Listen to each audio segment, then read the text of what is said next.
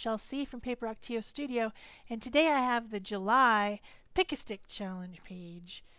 This was a much easier one and fun, and I had a great time and I love the result. The first step was to collage with napkins. I have a whole bunch of napkins because I've done a couple swaps where you take your napkins and you send them to them and they take theirs and send them to you, and pretty soon you have a variety. So I looked through and I saw the first thing I saw was this house on a hill that I thought was so cool, and I thought that will be the base of my page. I'm going to make a cool page that has a field of flowers, as if you're sitting in a field of flowers looking up at this really cool house on the hill that might be in Italy or something. Maybe it's a vineyard, I don't know. But I really thought that would be fun. So I have a lot of napkins that have flowers. Man, do I have a lot of napkins that have flowers. So I picked out a few, and I'm just using a water barrel brush to wet around the napkin area where I want to separate it. And of course, napkins have multiple layers, sometimes two, sometimes three. So you need to separate those out as well, or else when you go to stick it down, it just comes apart. And then you're like, grr, you get mad. So I'm just taking out different flowers out of different napkins. This one has a lot of cool, like wildflowers that you'd see in fields. So I'm using quite a few of them. That one up there at the top, the yellow one, I lost it. I don't know where it went. One of my older videos where I was doing an art journal page with steampunk.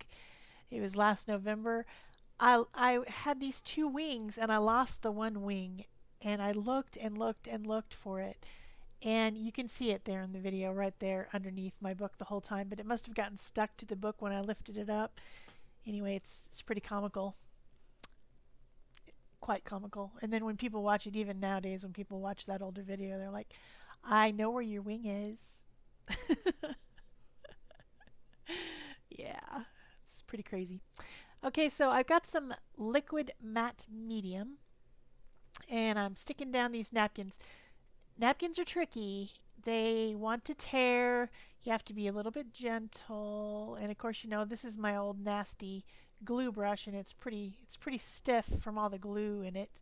I do rinse it out, but it's still got a lot of glue in it. So it does want to tear them. I have to be like right there. You can see I tore the napkin, divided it right there where it used to have a stem. Yeah, made me kind of mad. But that's just how it is. This is how napkin collage works. I'm not gonna, go crazy and like try to do these other methods that I've seen where you get a perfectly flat napkin. I just am too impatient. Uh, I'm impatient. That's just all there is to it. So if it has a little bit of a rip in it, I'm just gonna, you know, uh, color over it probably anyway, so it's not that big a deal. So what I'm trying to do here is create perspective. I'm putting the biggest flowers in the lower right hand corner, and then trying to blend up with smaller flowers as I'm going up, so that it looks as if you are close to the bigger flowers, and then they are going into the landscape as you're looking out into the horizon line. And I think it actually worked pretty well.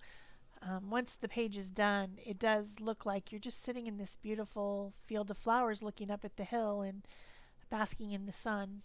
So um, I was worried that I wouldn't have any that were small enough to really fill in that middle gap from where the fields are to the flowers, but it turned out okay, and I'm actually quite happy with it. So once everything is dry, I'm trimming off the excess napkin and then moving on to the next step, which is going to be to add tissue tape or masking tape. And so I'm going to use washi tape. This tape has little blue flowers on it, and I thought, oh, that is my solution to trying to add some smaller flowers in around these other ones. So I'm just kind of tearing it randomly and putting it in different places. to kind of fill in, and that worked great. I didn't actually realize I had washi tape that had flowers on it, but I guess I do. The next prompt was to use a sticker. I don't have stickers, but these stickers are from my little box of things that people have sent me. And this cool 3D sticker sheet thing that has the little bumpy stickers is from Eva. I'm not sure where any of the other ones are from. I know that she sent me that in a package though. So I used a few of those to stick down, and then I'm like using a little bit of matte medium and tacky glue to glue them down because I don't trust stickers. They weren't even sticking very well and they were trying to come up. So I just decided to glue them all down real quickly. And the next thing to do is to add a quote. This little quote card is from someone that came in Happy Mail. I don't know who, but it's obviously a stamped on white cardstock with black. And it's a really good quote. And when I was looking for stickers in the box, I found it. And I also found a couple other things that I'm going to use. So this page is really like all the things I got from my friends. The next one was to add dictionary tape. Not tape, text. Dictionary text. And that flower is stamped on dictionary text. And guess what? Someone sent it to me. I wished I had that stamp. That's a really cool stamp. I love it.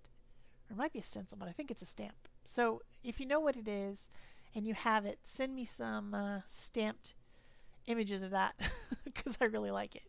Or I might have to carve my own self one maybe. I decided that I didn't want the 3D element on these, like the second layer on these stickers, so I peeled them off because I just wanted them to lay flat. And now I have the same stickers that I can use again. And the top layer has glitter on it, so that's pretty cool. So yeah, that was my dictionary text down in the corner.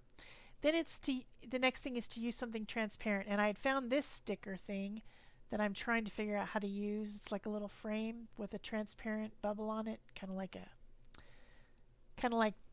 the dimensional stuff that you can put on to make a clear glossy coat. Couldn't figure out how to use it. So I thought about it for a while, and then I decided to use glitter glue. It's transparent because it's the translucent glitter inside glue, so it's transparent. So it doesn't have to be paper or something. It could be a medium as well. Next prompt. Write random words in at least 3 places. Well, the quote, it has the words energy, soul, and something else. So I wrote those 3 words in different places on my page just to kind of go along with the quote. So that worked out really well. I used a permanent black pen, the Pit pens, to do that. The next step is to use ink, and I thought, well, I can use my archival ink to go around the edges and make a nice border. So I'm using the manganese blue to make a nice blue border, and that worked out. This is going so well. Unlike some of my other pages, this is going really well. So next one, use a Neocolor 2 or other watercolors. Well, I have the Neocolor 2s and they're my favorite. So I got them out and I'm using them to fill in the extra spaces around all the flowers and blend everything together. So I've got the light blue, and then I'm also going to use the bright green that's in the field, and then also the orange on the other side to just blend everything together. And that really does a lot to bring the whole thing into a cohesive page, because then you're not seeing all those white spaces in between everything and wondering, what is all that stuff stuck on there. It makes everything look like it's meant to be there. And so just coloring, I've got my Aquash water barrel brush, which has water in the handle, and I'm using that to blend. I'm not using any acrylic, I'm just going straight with the watercolor and just adding it in between everything and around everything, covering up the little excess white or off-white napkin that was around the flowers, and just really bringing everything together. I'm very, very happy. And then I've got some white, and I'm just kind of trying to blend the sky together a little bit. and darken up with the blue around the edge of my quote so it stands out a little bit more. And that's done. Next. Oh yeah, this was the one that I had a little bit of trouble with. Emboss something. Okay, to emboss means to make raised. So I could do something with, pressure embossing the paper.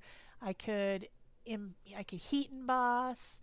I could I just wasn't sure what I wanted to do. So I decided I needed to draw in these little black lines up here all the way across to make it blend in.